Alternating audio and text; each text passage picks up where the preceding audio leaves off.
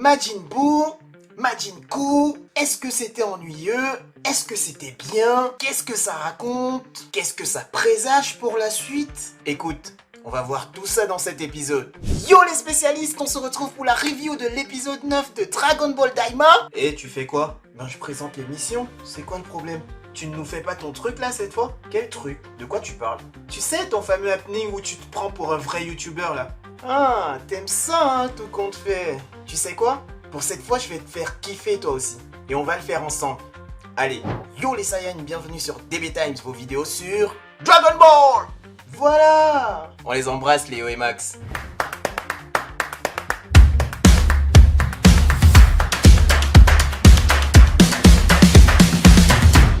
On retrouve donc la Team Goku en direction du Warp pour le deuxième monde. Et cette fois, c'est Pansy qui ralentit le voyage parce qu'elle veut se reposer dans un lit. Il décide donc d'aller passer la nuit dans un hôtel. Pansy qui fait remarquer à Shin que Glorieux a pas mal d'argent d'ailleurs. Alors, argent d'Arinsu ou c'est autre chose? Ça pousse à la réflexion en tout cas. Goku qui décide d'enlever son bonnet, hein. Apparemment ça le démange. J'ai du mal à penser qu'entre les deux c'est Pansy qui a les poux, hein. Mais bon, ça c'est après. Par contre le mec est vraiment le Kratos qu'il pense être. Il a pris une seule tenue. C'est vraiment le Kratos originel. Bref. On a Bergamo qui revient tout droit de DBS pour foutre le spell à la réception. Alors, ça a quitté le trio Denja et ça se laisse aller. Les gars, vous avez déjà vu un chien siffler? Et ben Bergamo il peut siffler lui. Donc, dès qu'il voit notre petit groupe, il crie à rat, hein. Et t'as son pote le vautour qui fait le casse en douce. Donc bien sûr, commissaire Gorillo lui braque son arme. Y'a les Hendek qui arrivent. Mais c'est trop tard. Il s'est barré avec sa tête de pintade là. Attends, les loups-garous aussi sont des créatures démoniaques du coup? Ouais, en vrai ça se tient. Par contre, à ne surtout pas confondre avec cette illustration qui nous présente un homme-garou et non pas un loup-garou. Ben quoi?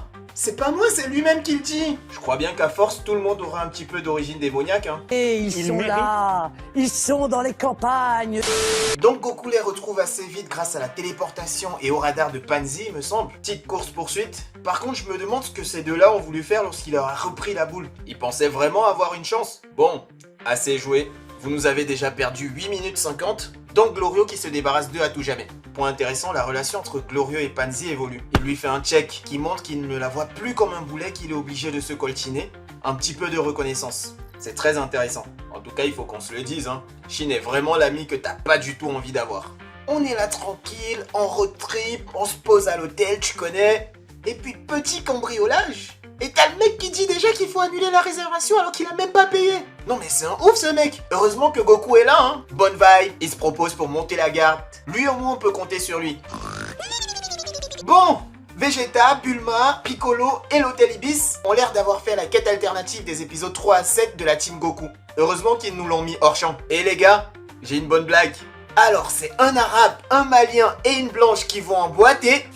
Non mais sérieux les gars, ils sont complètement irresponsables. Tu sais très bien que Vegeta est algérien. Comment tu l'emmènes en boîte de nuit? C'est obligé, il va se taper. Le mec il se balade tranquille embêté avec son menu double Big Mac, poisson sans alcool. Et ça commence à lui parler mal. Mais c'est des ouf eux. Par contre, est-ce qu'on peut me dire qui a animé cette scène? On aurait dit foot de rue le truc. Bref, retour sur Goma et Degesu qui ont enfin l'information concernant Goku et sa team. Je me demande pourquoi Degesu a l'air d'avoir si peur de Goma. Est-ce qu'on est sur du Pilaf Maeshu, donc juste du gag? Ou alors Goma est vraiment super Goma? En tout cas, il a vraiment l'air d'avoir confiance en son fameux troisième œil du malin. Si c'est vraiment capable de le rendre si puissant que ça, est-ce qu'il ne va pas profiter pour faire son propre vœu avec les Dragon Ball des autres? Finalement, la Team Goku retrouve la Team Vegeta. Et là, je me suis dit, ils les ont retrouvés. Ouf! Puis on nous sort quoi? Pas d'espace? Non. À ce moment-là, j'étais moi-même comme Vegeta et Bulma. Je me disais, mais pourquoi ils font ça? Attends. Pourquoi ils sont allés les retrouver s'ils ne comptaient pas les récupérer? On est d'accord que c'est Hybeast qui les a appelés pour leur dire qu'ils n'avaient plus de vaisseau?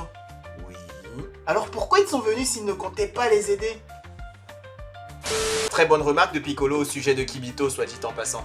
Ça doit être pour éviter ce problème scénaristique qu'ils ont décidé de ne pas le faire venir. Mais ça me fait réfléchir pour la suite sur cette séparation du coup. On verra ça dans mon avis en fin de vidéo. En tout cas, c'était tellement lunaire que c'était drôle. Goku qui leur dit qu'il va s'occuper du Tamagami lui-même et qu'ils peuvent aller s'occuper de Goma si ça les chante. Et là, deuxième bonne remarque de Piccolo au sujet de Goku. Décidément, quelle sagacité mon gars. Et l'autre qui n'en a rien à foutre, il veut juste jouer à son jeu de zombie là. Bref, t'as les bandits qui reviennent avec une équipe pour soulever Vegeta. Et t'avais une de ces équipes, mon gars, Bojack the Horseman, le mec en pierre de My Hero Academia et Bisou Sensei. Là, je me suis dit, ils auraient mieux fait de ne pas se repointer devant mon gars Vegeta. Et puis t'as l'autre Ibis là qui s'en fout complètement, qui se défile en mode Yajirobe. Cela dit en passant, j'ai l'impression qu'il y a une scène de baston à chaque épisode de Dragon Ball Daima. Hein. Mais bon, tu sais très bien comment tout ça se finit.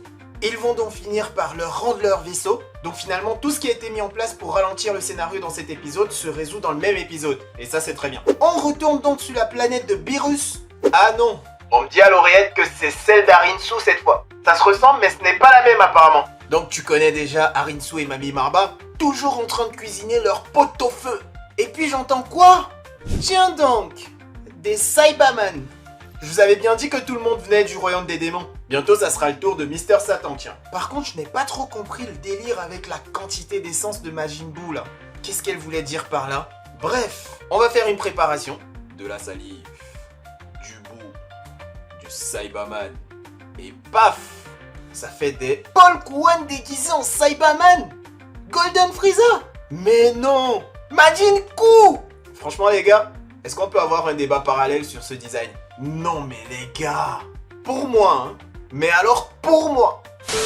En plus il parle! Buu primitif ne parlait pas. Et le gros Buu s'exprimait comme un enfant. Lui il a l'air d'avoir une personnalité. Enfin, de l'arrogance surtout. Et les Saibaman ne parlaient pas non plus. Même si on a vu qu'ils ressentaient des émotions comme la peur, le plaisir ou la colère. Le fait que celui-ci s'exprime comme ça le différencie complètement de Majin Buu, tandis que son design et sa raison d'être le différencient de méchants comme Cell et Frieza. Et puis l'ordre que lui a donné Arinsu est bien intéressant, car s'il réussit, ça change tout. Tout se déroulait façon jeu vidéo, on devait faire une étape après l'autre, tout sera complètement chamboulé. Donc peut-être que Goku s'attaquera au deuxième Tagami, peut-être même pas. Il ira le voir et le Tamagami lui dira qu'il a appris qu'on a terrassé son frère dans le premier royaume, et il lui demandera même peut-être de l'aide ou un truc du genre. Et ils n'auront même pas l'info jusqu'à ce que Goku batte le Tamagami et que Glorio, qui lui aurait eu l'information en amont, trahisse Goku et ses amis et leur vole leur Dragon Ball. Tu vois, là, il y a un vrai retournement de situation. On ne voit plus venir l'histoire à des kilomètres à la ronde. En quelques dialogues, on a rendu l'histoire floue. Et c'est ça qu'on aime. Car on se demande ce qui va se passer par la suite. Est-ce que Goma aura enfin son troisième œil du malin et deviendra donc un vrai méchant? Est-ce que Glorio va vraiment trahir? Est-ce que c'est vraiment Arinsu qui finira par avoir les boules? Est-ce que Paikuan va enfin retirer son déguisement? C'est tant de questions qui restent sans réponse. Donc, qu'est-ce qu'on a pensé de cet épisode? Et surtout de ce Majin Buu? Écoutez, ça m'a laissé un petit goût bizarre en vrai.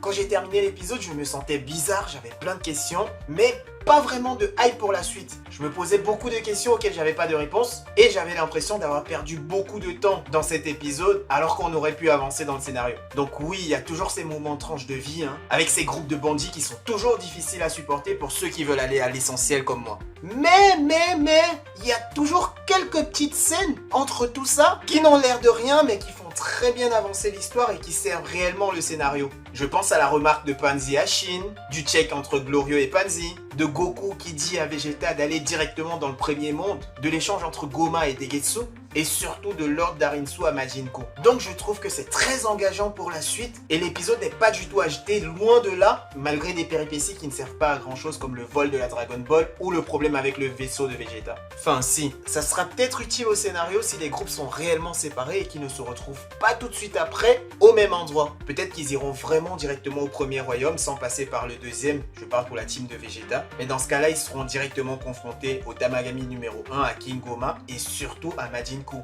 Et ça pourrait créer de l'enjeu pour la suite. Donc finalement pour moi Majin Buu il est intéressant comme méchant parce qu'il crée de l'enjeu. Il a un design assez particulier, mais bon les goûts et les couleurs hein, j'ai envie de te dire. Le truc c'est que si tu allies son design aux bribes de personnalité qu'on nous a donné durant l'épisode, il ne pourrait pas être le méchant ultime de la saison. Il serait plutôt le bras armé du méchant, là en l'occurrence Arinsu, car si on veut en faire le méchant ultime, je pense qu'il va falloir davantage développer sa personnalité, en lui ajoutant des traits comme la malice, l'intelligence, la fourberie, la capacité de trahir, et il faudra aussi sûrement le transformer pour améliorer son aspect visuel.